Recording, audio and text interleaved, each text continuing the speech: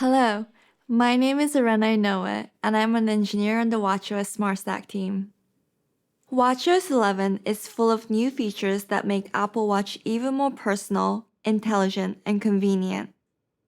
In this session, I'll be talking about how you can take advantage of these same features in your apps.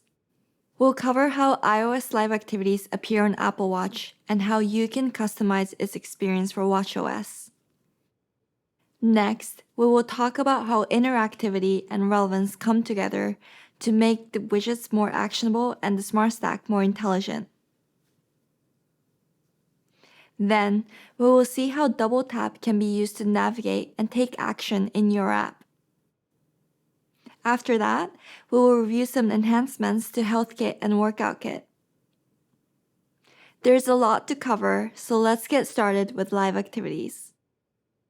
A live activity provides a glanceable way to track the progress of an event or task straight from the iPhone lock screen. In watchOS 11, live activities from your iOS app are available in the Smart Stack on Apple Watch, even if you don't have a watchOS app yet. With no changes to your code at all, your leading and trailing views from the dynamic island will automatically appear in the Smart Stack. You can provide custom content for the Smart Stack on Apple Watch by specifying that your live activity supports the small supplemental activity family.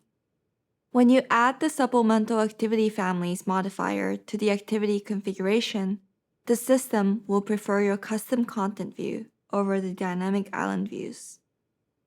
You can then use the environment to further customize the layout of your live activity view for watchOS.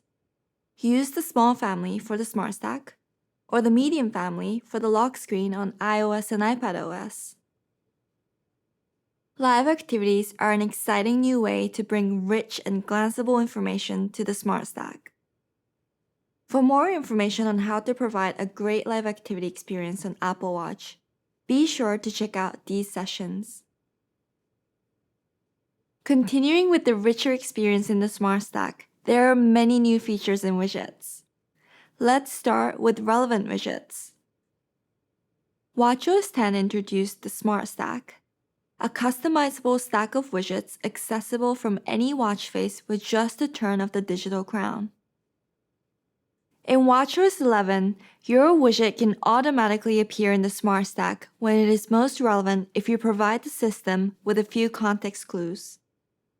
Use the App Intent Relevant Context API to let the system know when your widget is likely to be most relevant. You can provide relevant contexts such as date, inferred or precise location, sleep, including the bedtime and wake-up time, fitness cues, including active workout and incomplete activity rings, and more that you can find in the documentation. Let's take a look at how to use relevant context in your widgets with an example from the Reminders app. First, implement the new relevances method in your widget's timeline provider. Next, define a relevant context.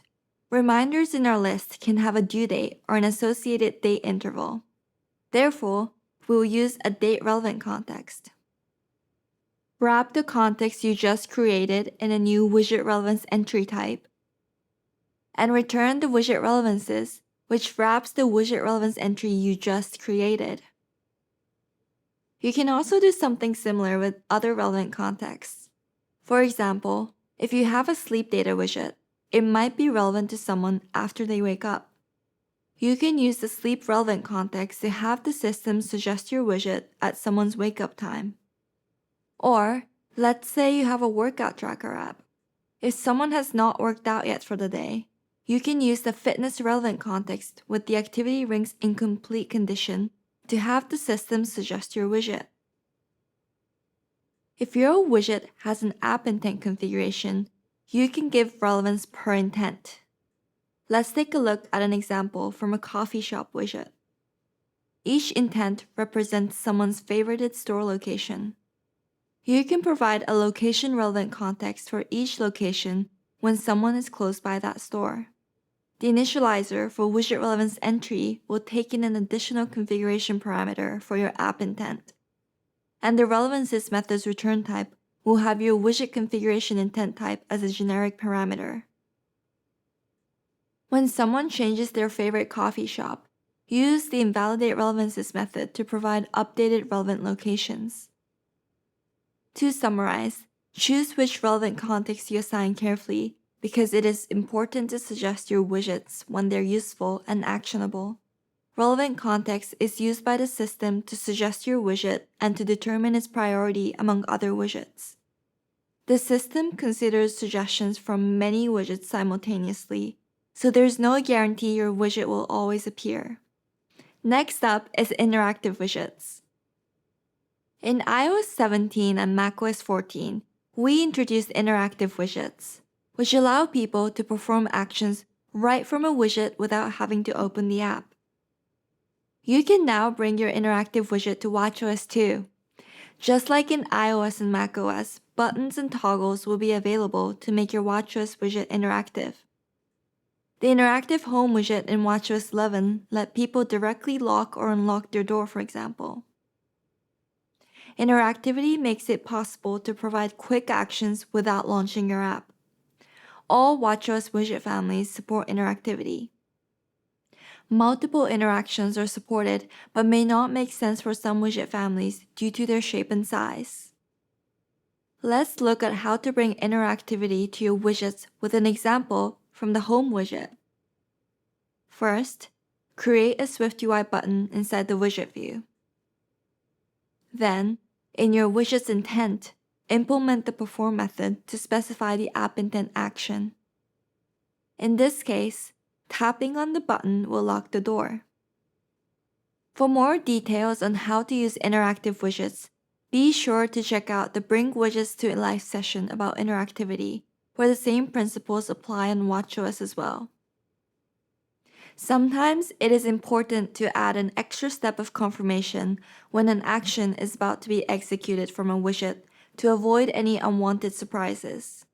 For example, when someone is at work, tapping a widget to unlock their door at home could be unintentional.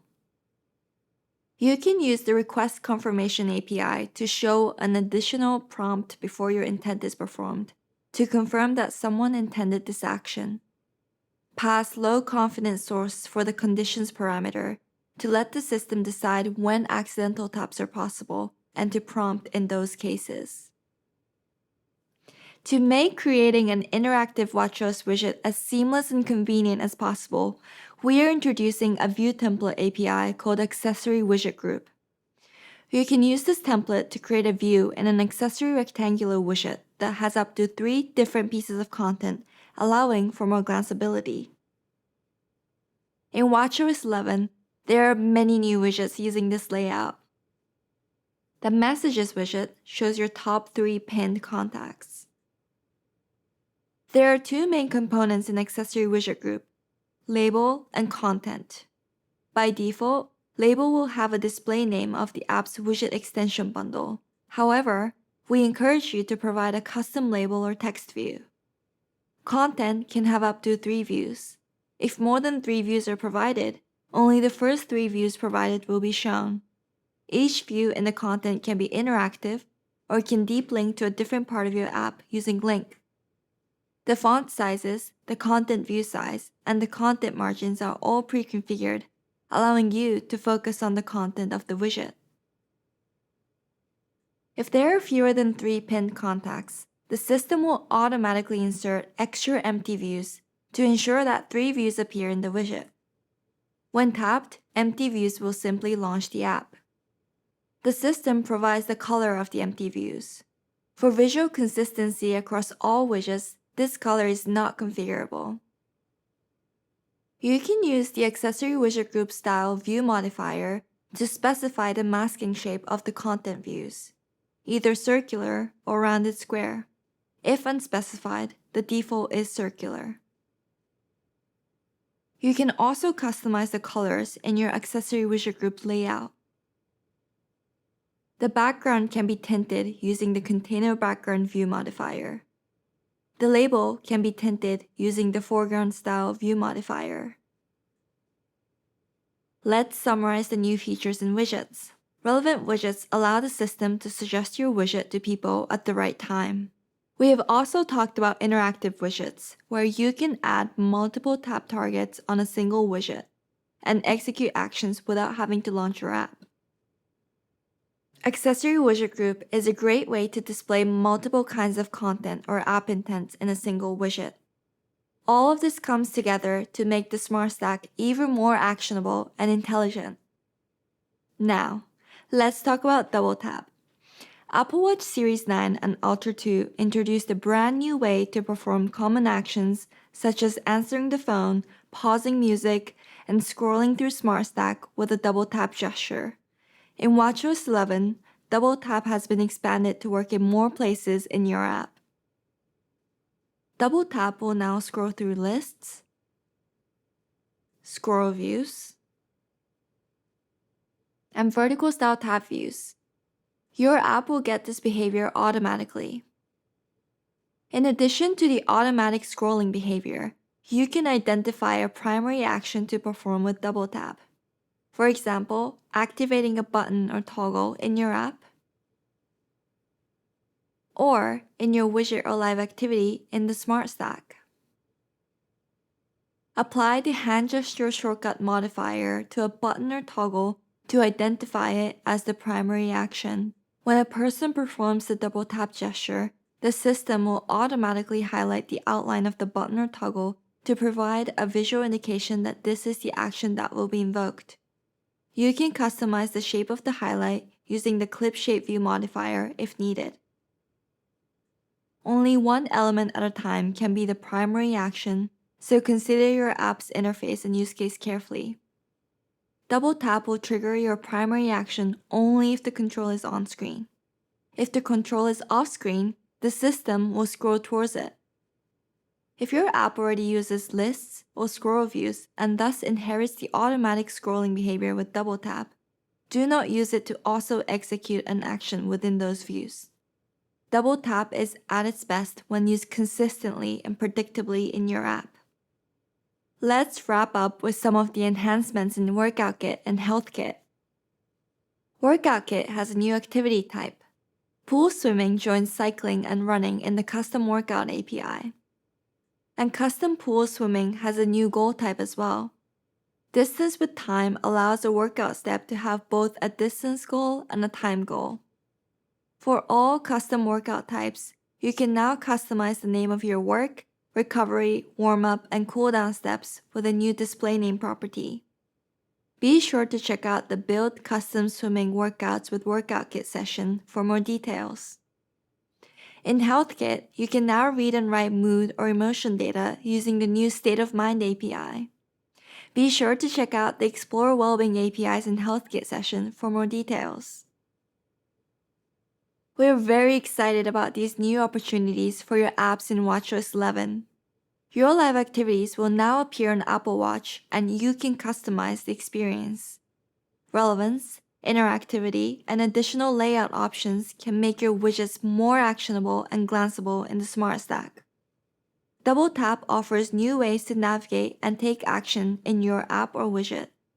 And enhancements in Health Kit and Workout Kit bring new possibilities for apps in the health and fitness space. For more on what's new in SwiftUI, check out the What's New in SwiftUI session. I cannot wait to see what innovations you will bring to your apps and widgets with these new APIs. Thank you for watching.